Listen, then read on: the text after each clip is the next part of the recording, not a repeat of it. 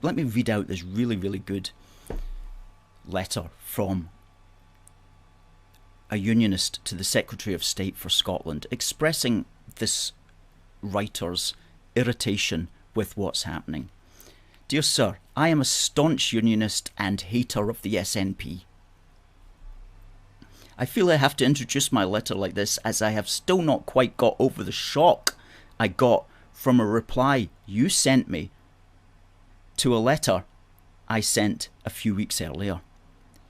I had made my opposition to devolution plain,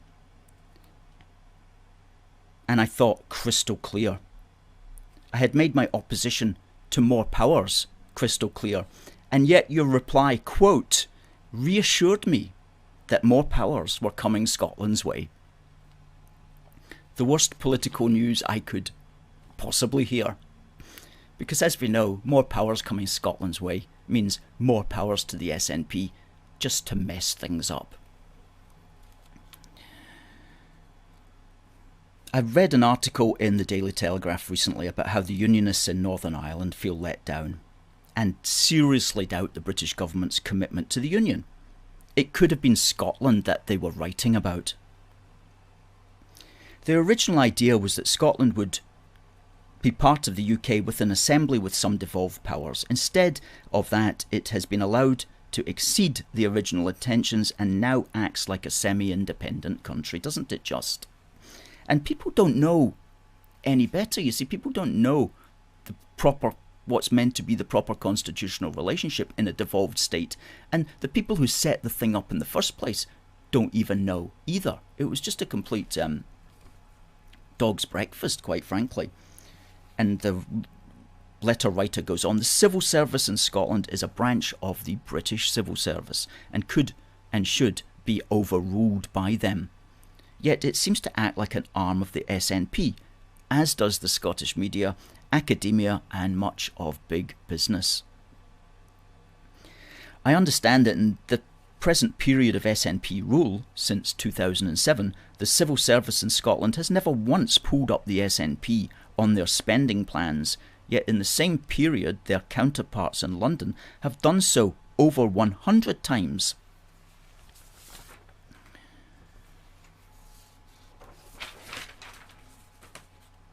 Evidently, we now face a black hole of £3.5 billion pounds, that is, 3.5 billion.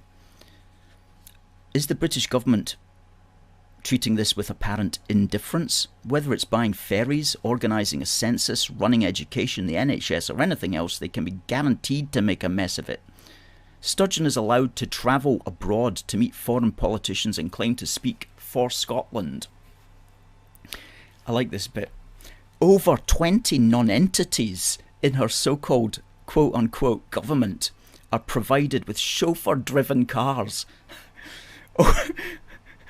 Over 20 non-entities, that's so funny, in her so-called government are provided with chauffeur-driven cars. The list of demands made and liberties taken is endless, as is the supine response of the British government. The SNP is a driven, focused, professional and well-funded organisation, enjoying the advantages of campaigning from a position of strength. Visible opposition to them depends on a few amateurs who lack everything but dedication and enthusiasm. Is the British government still unionist? If so, why does it persist with this? Nothing to do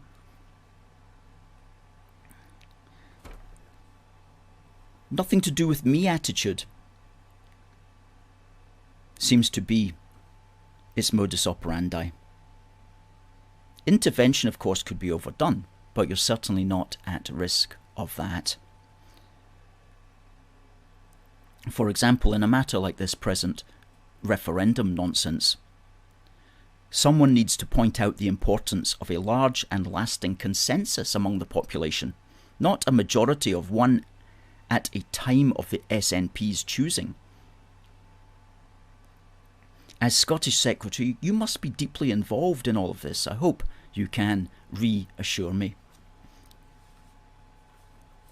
Excellent and very well said, sir.